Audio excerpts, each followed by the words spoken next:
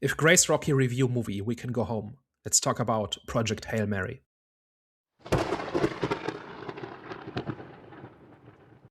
Hello, everyone. Welcome back. We are back, the Eye of the Storm podcast. So today we are going to be discussing or debating Project Hail Mary. But before we get into that, you already know what time it is. Movie recommendation time. A film that I wouldn't say I would necessarily recommend it, but I did watch the new film Ready or Not 2, and it was a cool movie. Would I say I would recommend you guys to go watch it in cinema? No, I'd say probably wait until it comes into streaming. For those who don't know what it's about a girl, I forgot her name, but and her sister who go through like a nightmarish game. And the game is like organized by a council, and that council is like a satanic cult in a way. The whole point of the game is whichever family, so it's like four families, whoever kills the girl gets the highest rank of the council, so they will be able to like proper like control the whole world. I would recommend watching Ready or Not 1 before watching Ready or Not 2, so it can add some context as to why what's happening is happening. I don't want to give streaming movies a bad name, but I would say wait until it comes to streaming. I'm just kind of like on the edge whether or not I would recommend for you to spend your money to go and watch the film. But it is cool though. I do believe the performances, especially from the main actress, was really good. And there were moments where it was really good to watch. But just overall, I don't want to really give you guys a recommendation that I would be a bit on edge or not if I knew beforehand what the movie was going to be like, if I'd spend my money to go and watch it again in the cinema. So And it's a direct continuation of the first part, right? Like it starts right after the end of the first one. yeah. Okay, because I saw the first one last weekend on Disney Plus just to see, because I hadn't seen it and because the new one was coming out, I wanted to see if the next one is worth seeing. And I didn't like the first one very much. I thought there was very little going on. I guess you should have seen the first one if you're going to see the second one as well, Yeah, right? definitely. Yeah, definitely. All right, my recommendation this week is one of the most celebrated movies of all time that I've never seen before. And a few days ago, I actually sat down and actually watched it, and that is Rosemary's Baby. So Rosemary's Baby is a 1968 psychological horror movie about this woman who moves into a New York apartment with her husband.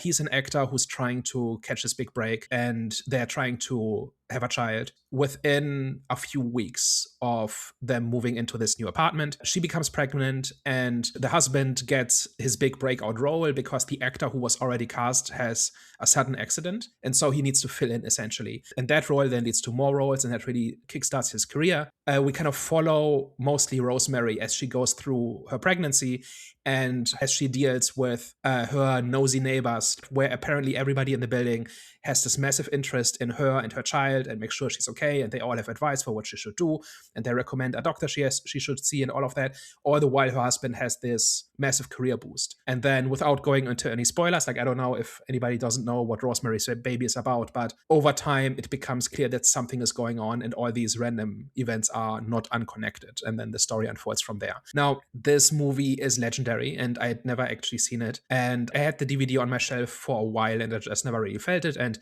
few days ago I just popped it in and just watched it, and the first 10-15 minutes I was not feeling it at all. There was something off about how it was shot. It's a 60s movie. There's like a particular way of how it's shot and how things are acted and how lines are delivered and that sort of thing. And I was ready to kind of push through it, and I was already formulating in my head why everybody is wrong about this movie. But then I kept watching, and then before I knew it, I was really captivated by Rosemary's story. For some reason, the first 10-15 minutes are completely different from the rest of the movie.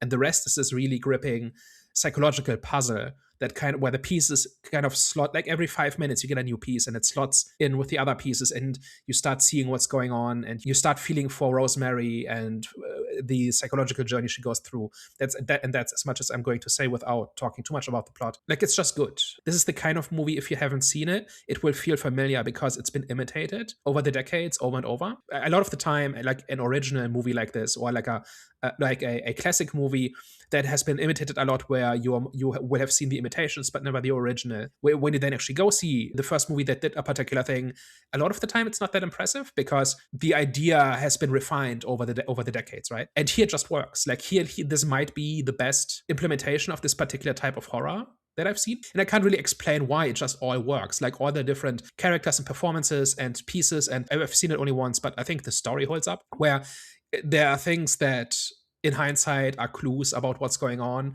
and it all makes sense in the end, and like characters behave in understandable ways once you have the full picture and all of that. So a lot of little random tidbits that you see that you get earlier in the movie that seem to just clutter it up all kind of slot into place, and it's just a tight script and well acted, and it's basically carried by this one actor who plays Rosemary. And because it's all through her perspective, and she's like, her being on her own is kind of the point of the story and all of that. If you've not seen it, highly recommend it. By the way, it's got like 93% on Rotten Tomatoes, so I've joined the hive mind now. If the opinion about a movie is so unanimous, it's either people are either just chasing a trend, or it really is that good. And this movie really is that good. Okay, cool. I'll check this out. Well, it looks like it's time for the main event. Project Hail Mary. Danny G, please do your thing. So Project Hail Mary is a science fiction movie about a scientist who is a biologist by training, and he's been teaching high school since he dropped out of academia. He is recruited by an international project to study a phenomenon in which microbes have been found on the sun, where they are basically sapping the sun's energy in order to reproduce, which is cooling the sun, and that is leading to an extinction level event on Earth, where it is predicted that half the Earth's population will die in the next 20 years if they do nothing. And so they realize that this is happening on all suns in the galaxy except for one, about 11 light years away. And so they send a mission to that star to figure out what's going on, so that hopefully that will lead them to be able to stop the process in Earth's sun. Ryland Grace, the biologist, is recruited into this mission. And he's the only one who survives the trip, and so he has to figure it out by himself. While he is doing this, he encounters an alien spaceship, and he begins communicating with the alien, who is also the sole survivor of their mission.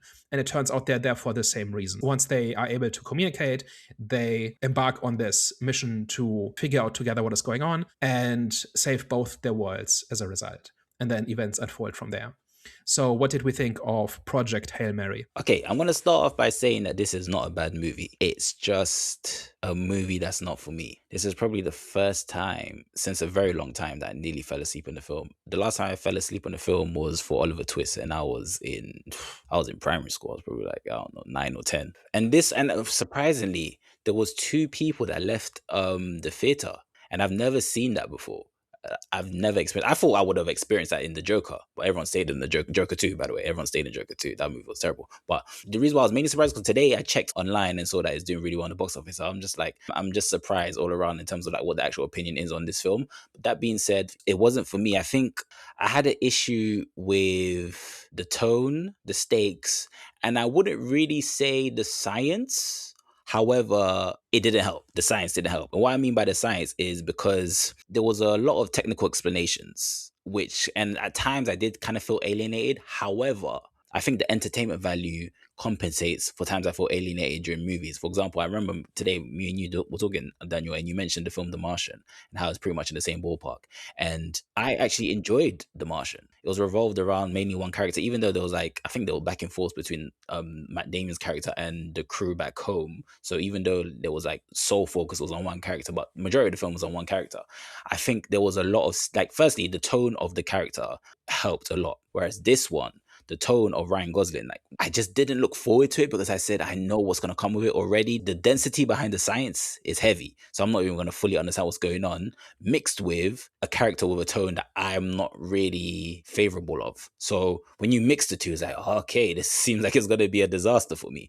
And unfortunately, it ended up, I wouldn't say it ended up being a full disaster, because I think the first 60% of it I just didn't like, but the last 40% of the film, I thought, okay, this is cool. I liked it, mainly between the relationship between Grace and Rocky. So the chemistry between them was really good, and I think the ending was really good too. So there were things that I liked, but just overall, just mixing the two, I just knew I was gonna find it was gonna be a problem for me. And yeah, man, I don't want to really go too deep into it just yet, but all in all, it was a film that wasn't for me, but it's not a bad film. So I like The Martian a lot, both the book and the movie. Although I'm a little bit over kind of this entire humor, like the kind of humor that you find in The Martian and Project Hail Mary, although Hail Mary is a lot more subdued. I'm kind of done with it. Like I did a science degree 20 years ago, and everybody around me talked like that, and that was fun then, but it's not a draw for me. But I like science fiction, and I like the kind of science fiction that actually understands science and then builds an interesting and compelling story out of that. And Andy Weir, the author of this, definitely is very good at that.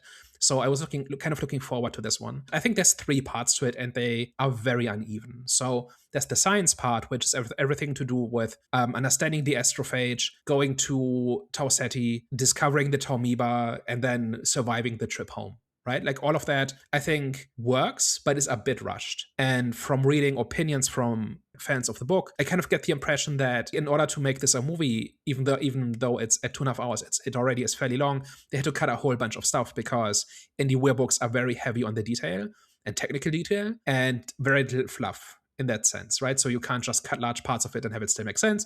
So they cut large chunks of it, and guess what? It doesn't make that much sense. So I don't think the science part of this is all that compelling. Not because it's wrong or doesn't make sense, but it's because it's so rushed that it never really ends up mattering very much. And then we have Grace and Rocky's friendship. So this human and this alien who are kind of stranded in the middle of space, who are on this mission to save their respective worlds and who have to learn to communicate and cooperate and work together because otherwise everybody dies, not just on one world, but on 2. That really, really works. Like everything having to do with their friendship and them learning about each other's cultures and species, all of it, I think, is great. I think there's like a 20-minute sequence where they just build a dictionary, and it's great. It just makes sense. It's entertaining. The character of these 2 people really shines through, even though they can barely communicate. And I think that part is rock solid.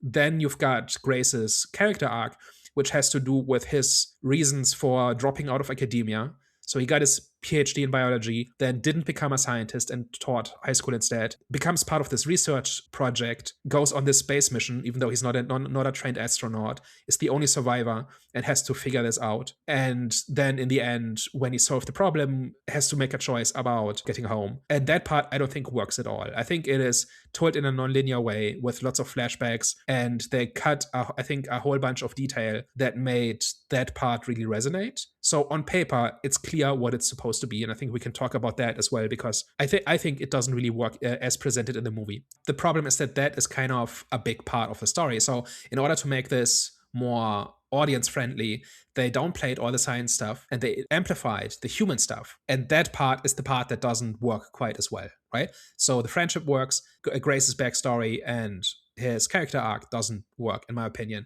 And that is a really big detriment to the story, because if the science doesn't really matter, because we're just watching Grace kind of solve one problem after the next, and there's never really any big complications or consequences to any mistake he makes, that's not a compelling story. So the compelling story is in the human part, but the human part is incomplete, is kind of the problem. And for that reason, it's a very mixed bag. It's not a bad movie. And I think if you're there for these 2 people being isolated in the middle of nowhere in space, trying to figure things out and trying to figure each other out, and the bond they form, then you will get a lot out of this movie. If you want in-depth science and watching somebody science their way out of a problem in the way the main character in The Martian did, it's going to be a lot less compelling.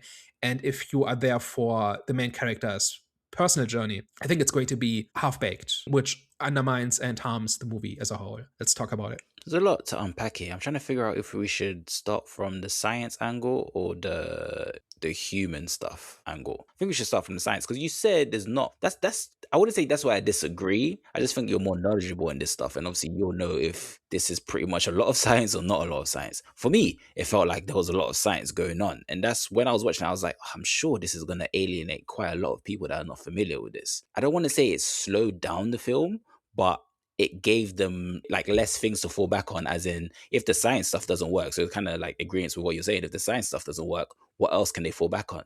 And when it comes to the human stuff, where you're saying, well, the human stuff was pretty much half-baked. If it's half-baked and they can't even fall back on that, then I wouldn't say it ends up not being a good movie, but it's just a film that a lot of people won't resonate with. But I do think they have an excuse, though. This is not really a question, apologies, but it's kind of me saying my thoughts. I do think they have an excuse as like a reason as to why this film is a good film, but people could say it's just not for them. And they could say, well, this film actually is a good film. It's just that you guys just don't understand the science stuff. So that's why for me, I feel like there was a lot of science going on. But for you, you're saying, well, there wasn't really.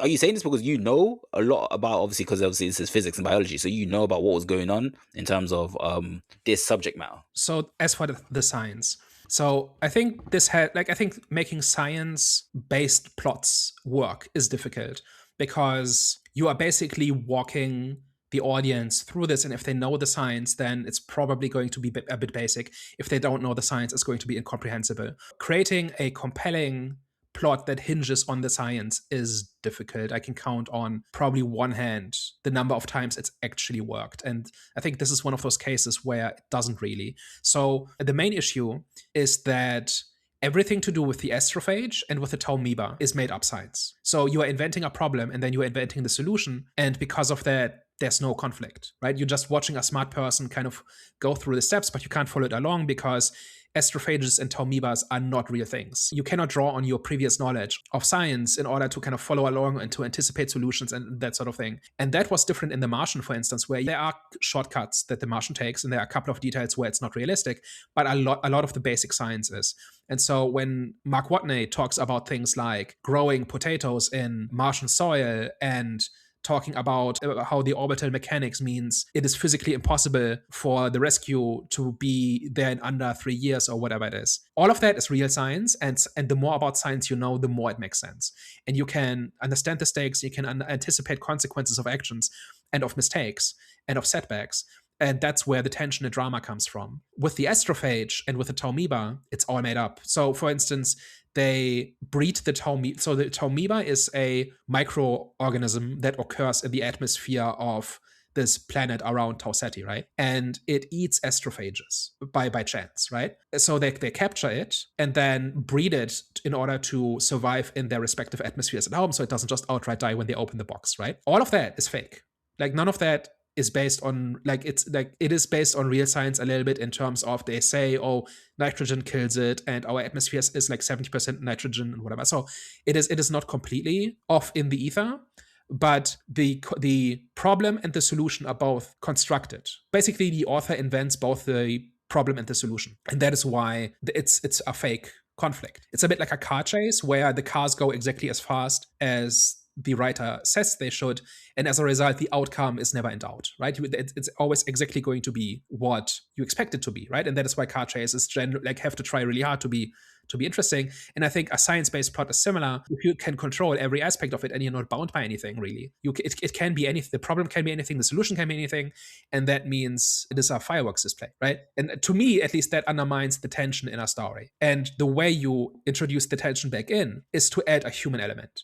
If the constraints or the properties of the made-up thing have a consequence on what characters or people can do and what the consequences are for those choices, then you have drama again. But that, I don't think that happens in this movie, is the problem. And so every time they talk about how to make the drive work with the astrophages and everything having to do with analyzing the astrophage, we're just killing time. We're just watching them put on a show, but it's not tied to anything real, and therefore there's no tension, in my opinion. Yeah, no, I agree. And I do think some of the problem solving scenes that we saw had miracle fixes, which is what made it less engaging. Because, or like you said, throughout, we're just kind of watching him problem solve, and it resulted into a fix. But it's like you said, the fix is, number one, there wasn't no human element to it at the end of it, which obviously, because when you're watching someone problem solve without there being any like conflict or risk, it's very hard to just find it fun to watch. So like you said, you should, in that instance, you should add like a human side to it. And the human side did come in form of a flashback. But with the flashbacks, I didn't have an issue with it. They just weren't as compelling enough for me, which is why they didn't really do anything for me. Did they do anything for you? So there's a bunch of stuff in the flashbacks where if you blink it, you miss it, right? So one example of this is when Strat, right, explains the stakes to Grace, right, where she essentially says, so the planet is cooling because these organisms are sucking up the energy from the sun, and that is cooling the planet, and that is killing billions of people. We never see any of that. Throughout the movie, they start wearing more clothes, right? They start wearing hats and thicker jackets, and then at the very end, when they receive the transmission and the samples in the probes, they are on an icebreaker. And so you can infer that, oh, the planet has cooled down so much that the oceans are freezing. But they could just be in the Arctic, right? It's not made a sufficiently big deal out of the fact that the planet is cooling. So we don't see riots, we don't see famine, we don't see the oceans freezing over. Wasn't it predictions as to why we didn't see none of that happen? So it didn't actually happen, but they were predicting this was going to happen. So at the very end, when it's like 20 years later, and we see Strat on the ship, the ocean is frozen over. And that is because the planet has cooled to such to such a point that the oceans have begun freezing. The movie doesn't explain that this is what's happening. I see. But it's kind of self-explanatory though, if you think about it. But like again, like I said, it could be in the Arctic. Like True. it could be that the probes came down in the Arctic, and True. that's the explanation. And it's just like a 2-second shot, right? There's no dialogue that elaborates on this. There's no world building. There's no examples of what is happening. Everybody's just tired and cold. We kind of knew to expect that, but also the movie does not make clear what's going on Earth, right? And I'm not saying they should have devoted the bulk of the movie to this, but they didn't devote anything at all. They kind of mentioned in a few lines, but they never show it and they never elaborate on it, and they never demonstrate it, right? So as I was going to say, in the book, they set off nuclear bombs on the North Poles in order to melt the ice caps, in order to induce some global warming, to buy some time, to offset the cooling. That's really drastic, and you could have shown that in a scene, right? You can have maybe earlier in the movie a scene where they are debating doing this, and then later in the movie they show them doing this, and we show from the facial expressions of the actors what a big deal this is and how desperate this is, or whatever. You can absolutely weave this into dialogue, and all you would have needed is like 1 or 2 scenes that spent more than 2 seconds on this. And I think that is kind of important, because in order to tie this back to the human angle, and in order to create stakes for what Grace and Rocky are doing, you have to show the human cost. You have to show what is happening to people as a result of the global cooling. And they don't. Not at all. It's hidden in a few very small details and in a couple of offhand comments. But I'm just saying the movie needed to make this much more explicit so that we understand what it would mean if Grace were to fail. Yeah, I do agree. I think that definitely would have enhanced the mission. It was definitely lacking that, because even when he was on the mission, like I said, for me, I just wasn't getting into it, because it was just watching a borderline funny guy just problem solve. It would have been definitely useful to understand what the stakes are, and seeing, like you said, a scene where you're seeing them, I'm shooting off the nukes just to heat up the science stuff. It would have enhanced. It definitely would have added just that importance to the mission and reason, and just it would have given you a reason as to why, Jonathan, you should keep watching what you're watching right now, because this is what he's doing right now is going to save the planet. It was being reiterated in the film that he needs to solve this problem to save the world, but it just didn't feel like that's what he was doing. And when I mean it didn't feel like that, I just mean it just didn't feel tense and important enough, and it just didn't feel like the stakes were high enough for me to feel like what he's doing right now is important to save the planet. And that sounds weird to say if the fate of the planet is the stakes, right? Like, how can the stakes be higher? And the problem with that is that there's no real doubt about what's going to happen. We know he's going to find the cure in the end. We know he's going to save the world, because it's very unlikely that they would make a movie in which the world just dies. And then Grace just dies alone on a spaceship, like freezes to death because his food ran out and his energy ran out, right? Because that kind of ending is off the table, we know he's going to succeed about the science stuff, but then the conflict and drama and cost and sacrifice and the hurdles have to be somewhere else. I think that's how you do that. And I think by cutting so much of the stuff, like showing the consequences of the global cooling on Earth, you're not exactly overcoming this problem, but you are at least making it clear, and you're making the danger immediate. Because throughout the movie, it's very abstract and in the distant. At some point in 20 years, people will start dying if we don't figure this out. But that's very abstract. Like, intellectually, we can understand these are huge stakes, but emotionally, they're not. They're remote. They're not really existent. And I think that is a huge storytelling problem. And I think you need to fix that in order to tell a compelling story. And I think what they try to do is to make the relationship between Grace and Rocky really work. Like, because that's really the bulk of the story, right? And that gets all of the attention and all of the detail goes into that. And I think that really, really works. Like, everything from them scoping each other out and realizing they're not a threat to each other. And not only that, but they're actually on the same mission, right? They're both trying to save their own planets from the same problem, and so they both benefit from working together. There's no conflict between them, really, right? Like, they just work together as soon as they figure this out, because they're not rivals. There's not even something where there's only enough Taumiba for one planet or something like that, right? You could have put it in there, and there could have been a big fight, and then Grace wins in the end, and then Earth saved or whatever. Could have done that. They didn't do this.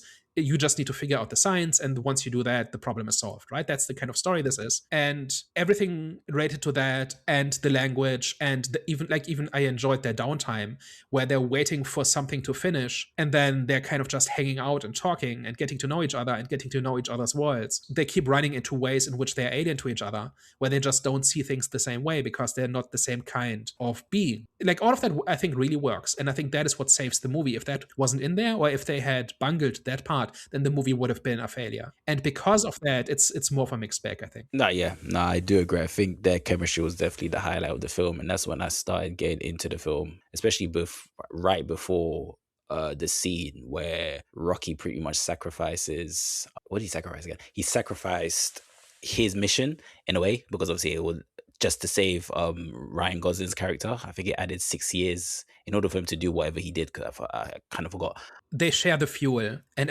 so because for Grace it's a suicide mission, because he has only enough fuel for a one-way trip, and he's supposed to send back probes with the solution and transmit his findings, but he himself was never going to come back. But Rocky, because they are less scientifically advanced than us in some ways, but they're amazing engineers, and so they just made all the fuel they could ever need. And so Rocky expected to come back home, and so he has more fuel than he needs, and so he shares some. And for him, the trade-off is his return trip will just take 6 years longer. But considering he's been with his mate for 120 years, they live fairly long, so 6 years is not as big of a price to pay as it would be for a human, right? So again, a problem and a solution, both are made up, and none of them have real consequences, not even for Rocky. So that was the deal with the fuel. Yeah, thank you. So yeah, I really think the film was good at showing empathy, bridging the gap between the two species. And also, at first it started off a bit non-verbal. So kind of like Ryan Gosling's character figuring out how to communicate with Rocky and using those different voices. That was comical. I like that scene. It's not that it was like funny, but it was just joyful to watch, especially when he was using like the different voices. For me, like I said, I wanted to see more of that. Question though, with the midpoint twist of finding out that Ryan's character wasn't really a volunteer, so it kind of does make you question its heroism. Do you feel like that should have came a bit sooner? Because I think for me it should have come a bit sooner. I think it would have added that, how we're talking about the stakes and just that more of an entertainment value to the film, realizing, this guy wasn't really as heroic as we thought he was, even though I don't feel like he should be labeled as a coward, because if someone doesn't want to go and risk their life and fly out to space, then they have every right not to. It just felt that they were making him out to be a coward because he didn't want to go and risk his life, when I don't feel like that's fair on his character. But either way, do you feel like that midpoint twist about him, not actually being a volunteer should have come sooner? And number one, did you enjoy that midpoint twist? By the way, Daniel, you've read this story, right? I have not, no. Oh, okay. So I read up a little bit on opinions from book readers. I see. And they, from there, you can kind of tell what the book is like. Okay. Wow. And I'm interested in adaptations, right? Like when you adapt something, what do you keep, what do you change? And here, it looks like they made a lot of choice in terms of what to keep and what to change. And a lot of the things I find unsatisfying are apparently more detailed in the book, which makes it kind of a bad adaptation, doesn't it? When every time you have a problem with the movie, the answer is, well, it's explained in the book. Well, the movie kind of stands on its own, and you had all the information, you had all the pieces. You had to choose correctly which pieces are important. And in a whole bunch of places, you chose wrong. Like, doesn't that make you a bad storyteller in that way? Yeah. Like, I think the script was even written by Andy Weir, so I think he just made a couple of bad, or whoever wrote the script just made a couple of bad choices in terms of what details. So the book apparently, and this is just Andy Weir's general style, is that it's full of detail and all of it is important in some way, right? Either to motivate the story or give context to decisions or to elaborate on a character or whatever. Very little of that is window dressing. And so when you adapt it, you have to cut a bunch of stuff. And so you have to be very careful about what it is you want to cut. Like, just to go over kind of Grace's character arc here, because I think that is kind of the third leg. After the friendship with Rocky and the science stuff, this is the third leg of the movie. And I think that's the worst part. The science stuff is a bit mixed and the friendship stuff works great. And I think this is the part that didn't work for me at all. So the whole thing is about bravery. What is bravery, and is Ryland Grace a brave person? Is he a hero? The answer is kind of, he's a coward who becomes a hero. Kind of. That's kind of what this is about. And so there are different pieces to it. So one of them is, he had a very daring hypothesis in his PhD thesis about how life does not require water. Strat, at one point, when she recruits him, quotes from his thesis and it comes out swinging, right? It essentially calls all of science stupid and unimaginative, and then elaborates for 100 pages. So like it really picks a fight, right, with everything. He didn't make it work. Number one, he didn't prove his thesis, and he didn't have the fight in him. And so rather than fight an uphill battle for his entire career in order to prove what he thinks is true, he dropped out of the process, never became a research scientist, and started teaching high school where he was in complete control, and it was a safe environment for him in the sense that none of his students would ever challenge him about anything in that sense, right? And then we've got him signing up for the mission, which he fights every step of the way, and he basically only gets into it when he realizes that that the smartest people in the world have no clue, and he can make a contribution, and that is good enough for him, right? But he does it under the impression that he will not have to go on the mission. And then like a big fuel depot blows up, killing pretty much everybody else who could go on the mission, and so he has to step up, which apparently is more detailed in the book for why it has to be him.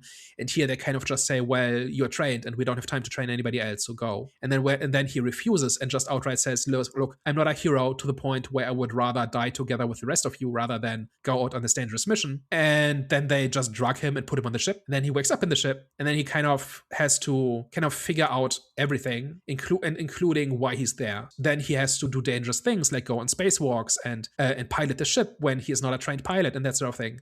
And Rocky, on multiple occasions, interrogates the human concept of bravery, right? At one point, he asks, why do humans do things when they know they will fail? What's the human word for that? And Grace says that we call that crazy. But then he turns around and types the word brave into the translator, right? So kind of admitting, like, he will not say out loud that he is brave, but he knows it's true, right? Because he has been doing brave things. You see what I mean, right? So, Yeah. And then there's other things too, where Rocky finds out that Grace is on a suicide mission, and he calls that brave. And Grace just rejects the idea completely. He basically, it's not just modesty. I think he's uncomfortable with the idea of thinking himself as brave, because that creates an obligation to do stuff and to take responsibility and to take action and have agency. And that has the risk of failure, and that requires doing things that are unproven and that are risky and all the rest of it. And for whatever reason, he's not comfortable with that. So there are a lot of pieces here where I think this quite works, but it didn't feel like those pieces were arranged in a way where I was with Grace and saw him go through that progression. And I think a lot of it has to do with, first of all, with the revelation coming very late in the movie that he did not, in fact, volunteer for the mission. The fact that it's told in a non-linear way makes it hard to see the pieces move into place. You don't know ahead of time what's important and what isn't. For all of those reasons and more, it didn't work for me at all. I wasn't watching him develop the courage to do what was right. On paper, this is a textbook character arc, right? Like a character rejects the call to action and then eventually is pushed so far that they have no other choice to accept it, and then they do what is right and what is needed, and that's what makes them a hero. That's classic hero's journey stuff. And here we kind of go through that, but we dwell on the essentially 80% of the movie is refusing the call to action, and then we rush through the rest of the hero's journey, right? So like it is actually, I think, like, I'm doing this off the top of my head, but I think it has all the other pieces of the hero's journey. It has the mentor, it has the call to action, it has returning with the elixir, which is like the term where the hero comes back home, where they have been changed by their experiences, kind of thing. Like, this is off the top of my head, right? But if you like, there's like several stages to the hero's journey, and I think Grace goes through all of them, but we spent almost all of it on one step, and then we rushed the rest. Yeah, I would say that as well, because I was gonna say, in terms of seeing Grace's character go from coward to a hero, the trigger from going to a coward to a hero came from Rocky's act of courage of, the whole 6 years in the field thing. So I wasn't going to disagree with you, but I was going to say, but wasn't that the point of transformation for Grace? So technically speaking, we did kind of like see him go from coward to a hero. I don't think that's the case, because at that point, they've already decided what the plan is. They're already waiting for the mission to start, right? I think they're making enough fuel, or they're making the chains or whatever it is, and that takes a little while. And so they're waiting for that to finish. And so they're talking about them getting home. And that is where Grace is pushed into admitting that he doesn't have a plan for going home. And that's where Rocky just says, hey, I've got enough, you can have some. That's what it is. At that point, he has already been doing things like doing the spacewalks, and I think no, that doesn't come after Rocky's sacrifice. But like, I think he's already been on the path at that point. He's already most of the way there, I think. He knew that he couldn't go home, obviously not knowing Rocky first. Obviously, he was working in a way where it was, okay, listen, I'm not going to get back home, so I have nothing else to do. So I just saw that, like, him problem solving and doing all the science stuff, I saw that as, okay, You're doing all that because you know you're going to die here. So you might as well keep yourself preoccupied. And keeping yourself preoccupied is fulfilling the mission. So I didn't really see him as him doing what he was supposed to do. See, the way I experience it is that he just does it. He knows what the mission is, and he kind of just does what is needed. And I Yeah. didn't feel like there's this moment where he grieves his lost teammates or crewmates, and there's a learning curve where the first time he goes on a spacewalk, he's a complete klutz about it, and he can barely maneuver in zero gravity, right? So there is like a learning curve involved. But basically, throughout the entire movie, he just knows what needs to be done, and so he does it, and he gets better at it over time. So I didn't feel like there was like a big, like once he was on the ship, there wasn't really a big problem or conflict or hurdle to overcome. Is the problem? I agree with you, but at the same time, I thought, didn't that come from him making a decision to save Rocky? Well, that comes all the way in the end. I'm talking like from the minute he wakes up. Okay. He realizes what the mission is. He says, well, I have to do it. I don't remember the details. I don't know how I got here or really who I am. But clearly there's a mission. I'm going to do it. And then he does it. Okay, yeah. And that's kind of the story. And that kind of ties into one of my big problems with how the story unfolds, which is that there are a couple of pivotal moments in the story that are supposed to be dramatic and be a big heroic gesture and be a big sacrifice. And we've mentioned a few of them already, but there's more. And none of them come with real consequences and real sacrifices at all. So Rocky giving up fuel, we've already mentioned that one. Like that just comes out of nowhere. It's not established that Rocky has more fuel than he needs. And Grace gets him to a point where he will share it. No, he just says, by the way, I've got enough. You can have some. And then another example I have of this is Rocky sacrificing himself. So when they do this maneuver to scoop up the microorganism out of the atmosphere of the planet, they have a malfunction, and basically they are flying too low and there's turbulence, and Grace smacks his head into a display and he passes out. And Rocky, in order to save him, has to open his encounter suit, which he has to be in because he cannot breathe an oxygen atmosphere. And so if he and Grace are in the same atmosphere, one of them will die, right? And so throughout the entire movie, Rocky is in this little bubble that has an atmosphere that he can exist in. And he opens up that atmosphere in order to save Grace. That kills him, or it hurts him. And then when Grace wakes up, and actually this was a great shot in the movie, which is where there's like these splinters. Like it's not blood exactly, but Rocky oxidizes in the oxygen atmosphere, and kind of these black flakes kind of are scattered on the floor. And you can see that Rocky kind of pulled himself through a hallway to somewhere, right? And Grace follows kind of the trail that is functionally blood, right? And it's clearly Rocky was dying when you can imagine what went on, right?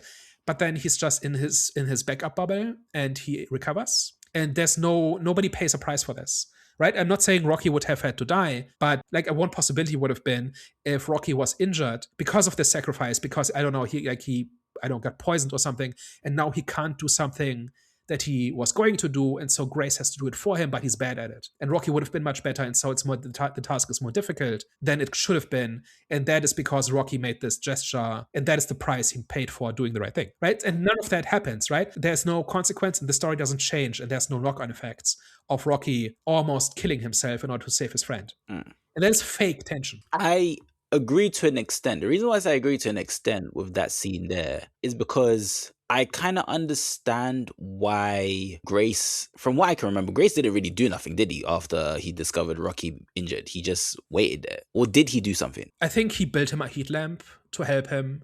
But basically, Rocky just had to sleep it off. He just had to recover. And that's the thing. I think the reason why I didn't have an issue with that is because Grace doesn't know his species. So there's not really much he can do. At first, I thought he didn't really do nothing. Rocky just healed himself. He was just waiting by his little pod ball little thing. But you're saying that he built him something. So okay, so he did. So Rocky has to recover. He's essentially sleeping. Yeah. Sleeping in a coma, something in between, right? But he doesn't know that, does he? Well, so it is established that his species goes into a coma when they sleep. And that is why there's this whole thing about Rocky wanting to watch Grace sleep.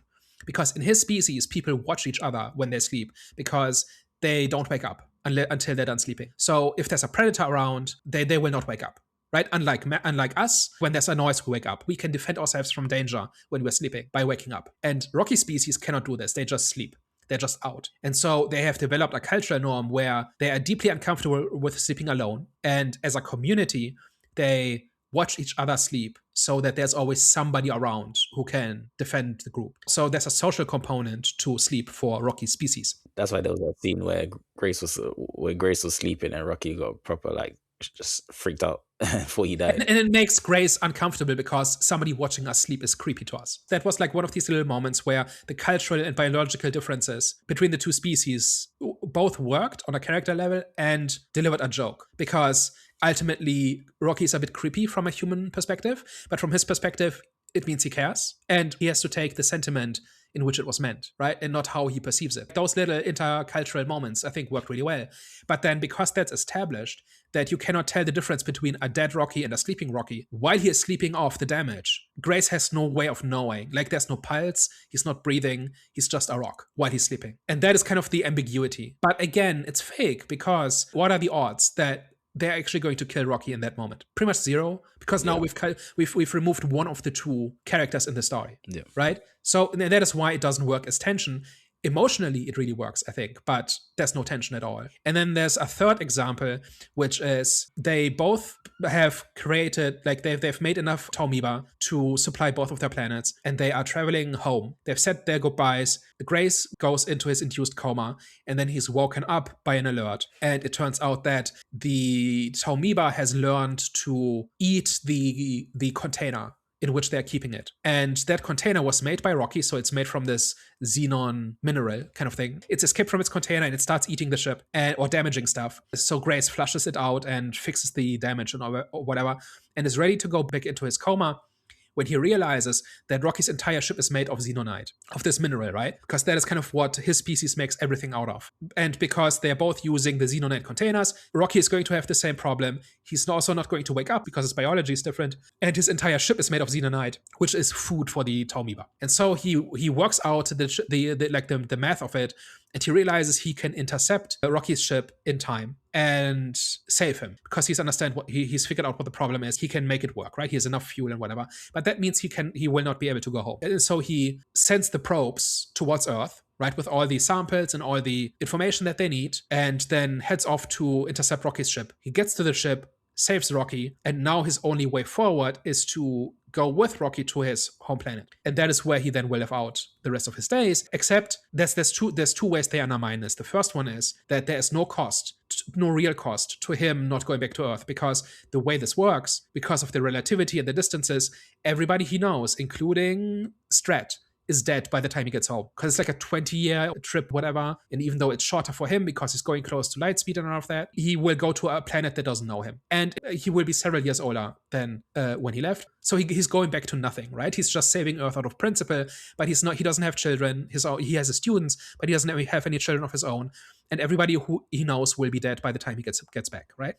And so he chooses to go with Rocky instead, but he kind of gets to have his cake and eat it too, because he still sends the samples of the Taumiba to Earth, and they can just use it. They don't need him exactly. So he gets to do both, and he doesn't give up anything other than going back to an Earth that doesn't know him anyway. And then he goes with Rocky to his home planet, and they build him an enclosure, basically, where he can breathe the air, and he's got an artificial ocean and whatever. Apparently in the book, like, the gravity is really crushing, and it's not a nice environment, but it's enough for him to survive. And then he has these children from Rocky's species who he's teaching science to. Not only does he get to share his knowledge, but he also gets to teach, and they love him. He gets to teach relativity to these rock babies, right? And then he's told, oh, by the way, our scientists have almost finished your ship that takes you home. So he will get home anyway. He just went on an adventure in between that we didn't see. And all of this happens in about 8 minutes of screen time. Yeah. Right? So like, this was a very long-winded way of explaining the problem, but there's never a sacrifice, there's never a price. Grace never gives anything up in a lasting way. He gets everything. He saves Earth. He gets to save his friend. He gets to hang out with his friend for a couple of years. He gets to be a teacher in the meantime, and then he gets to go home. And he already knows that Earth has been saved. So, but it does end in ambiguity though, because he did say, does he have this? When Rocky told him that your ship's ready, so it was going to be ready soon. He did say, I think Grace did say something about how does he have this? Do I have to decide now? Because I didn't think he wants to go home. Is that not too little, too late? Like, that just means he's having a good time, right? I actually thought like that scene with the classroom was really endearing, right? Where he's kind of in his enclosure, and there's basically a viewing window with like 20 alien children who are really excited to learn some physics from this alien. Could this be a happier ending for Grace? Yeah. And then he gets to go home and he can go on his own terms. He can go when he's ready, right? Yeah. So it's like, what are the stakes? What is the cost? What is the trade-off? What is the sacrifice? There isn't any. Yeah. I'm not gonna. And that is kind of the bottom line on all of this, right? Like the entire movie is like this. Yeah, I agree. Even though, like I said, I did enjoy the last 40% of the film because there was just more engagement in between him and Rocky, and it was just more fun. But overall, especially with a nice ending too. But you are right, there was no conflict whatsoever, and no sacrifice, and no trade-offs, and not a hint of loss. Well, there was sacrifice, but just not a lot. There was just one sacrifice, I believe. Like what? Two. Well, it didn't amount to a sacrifice, but there was acts of sacrifice. Like what? Rocky coming out of his little ball. We just spent 15 minutes on why all of that is fake. Yeah, true, but it was still an act of sacrifice. Even though it was fake, it was still an act of sacrifice. Same with Grace choosing to not go back to Earth and save Rocky. It's all a light show. It's not a real story. I agree, but it's still an act of sacrifice that was shown. From the audience perspective, that was our initial thought. Okay, it's an act of sacrifice. And then it amounts to, actually, this wasn't an act of sacrifice in reality, but... And it's not hard. Like, I'm not saying kill all of Earth because he goes to save Rocky instead, right? That's maybe a bit much. But first of all, that was on the table, right? It could have been that. They literally drugged him to send him to his death. What exactly does he owe them? Exactly. That's why I was so pissed for him. I was like, why the hell are you sending it back and making it seem like... Because at first, what's her name? Ava, right? In my eyes, she was a villain. In terms of humanity, she's a savior. But in my eyes, she was a villain. So... when he sent her the video saying, he understood what she meant now, implying that she was right, I'm like, no, she was not right for what she did to you. In terms of in the eyes of humanity, yeah, she was right. But for you, no, mate. Like, why are you making it seem like she's in the right? She's not. She's a great villain. Because you understand why she's doing what she's doing, and she's got an omelet to make, and she's gonna break some eggs. Yeah. And Grace is one of those eggs. Too bad. Yeah. The conflict actually came from her. Yeah, I mean, if there's conflict in this movie, it's in that showdown between her and Grace, right? Where she kind of has compassion for him. She's actually has feelings for him. They kind of had a romance for a little bit, right? Mm-hmm. And he's the first person for whom she lets her guard down, right? Like, that is made very clear. And then she has to send him to his death because there's literally nobody else. That part I thought really worked, and that makes her honestly like one of my favorite villains in several years. Oh, wow. In terms of the tragedy of it all. Like, look at it from her perspective. Yeah, no, I agree. Like I said, in the eyes of humanity, she's definitely a savior, but in the eye of Ryan, she should be your number one opposition. Yeah. So I'm just saying he would have been justified in not feeling an obligation to everybody else because they literally sent him to die. Yeah. Again, I'm not saying the movie needed to have done this. I'm just saying that was on the table. Another point was maybe him being able to send the data, but not the samples. That could have been, you could have done that. And then he could have been stranded on Rocky's world, and he could have lived out his days in a cage and never see another human being again. But he's not a prisoner, really. It's more like, I don't know, like quarantine. You know what I mean? Like, he's not a prisoner, but he's still in a cage for good reason. And he gets to do some things he wants, but not all. He will never see a real sunset again. But he gets to live and he gets to teach, right? He gets to have a historic impact on an entire civilization. Like, those are good things. And the bad things are he will never go home. He will never see a sunset. He will never have real food again. Apparently, in the books, there's no food on the alien planet that he can eat. So when he runs out of rations, they clone meat from his body cells and feed it back to him, because so that he can get the nutrition. Flipping out. And imagine having to live on your own meat for the rest of your life, because there's literally nothing else on the entire planet that you can eat. That sounded wrong. Cannibalism on a different scale. Flipping out. He calls it a me burger. So I understand they didn't quite have time. The movie's already long at 2.5 hours. And they really rushed that last sequence. Like, everything we've talked about in the last 20 minutes, that's the last 15 minutes of the movie. So it's already very rushed. It's already very crowded. I'm just saying they should have cut it down to, okay, what is the real conflict here and what is the real payoff? And cut as much as you can while preserving the story and still having it make sense, right?